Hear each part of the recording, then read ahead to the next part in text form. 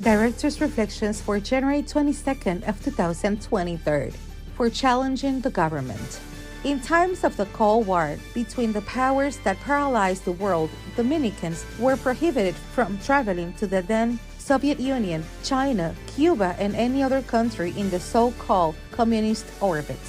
In the passports, there was a legend that expressly prohibited travel to the countries located behind the Iron Curtain, an absurd provision that for me has no legal or constitutional support. In 1972, it occurred to me to ignore that order, and I went with 2 letters of the same text to the Chancellor and the Secretary of the Presidency to inform them that I will travel to Moscow to a Union Congress as a representative of the Autonomous Union of Workers of the Listín Diario, affiliated with the Autonomous Confederation of Christian Unions.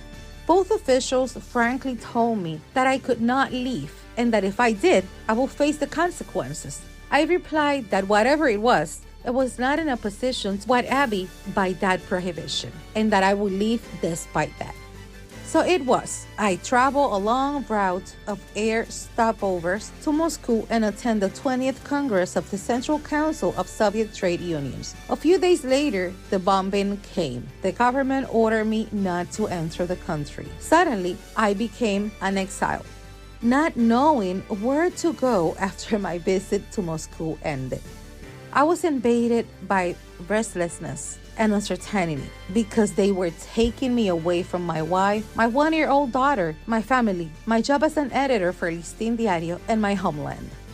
2 months later, as a result of pressure from the National Union of Professional Journalists, the CASC, and foreign unions, as well as efforts by my family, President Balaguer agreed to lift the impediment.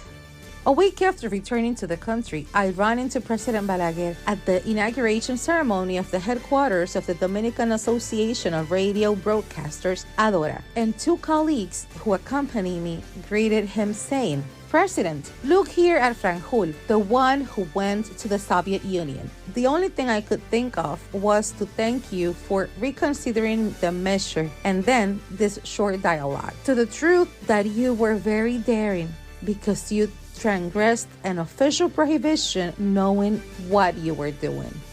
Yes, President, but I have never seen the point, and excuse me, I proceed like this, according to the norm, because if I didn't do it with you, I wouldn't have morality or authority to apply it to others who tried or did the same. After all, I understood that we were both right. For Listín Diario, voiceover and translations by Indira Rodriguez.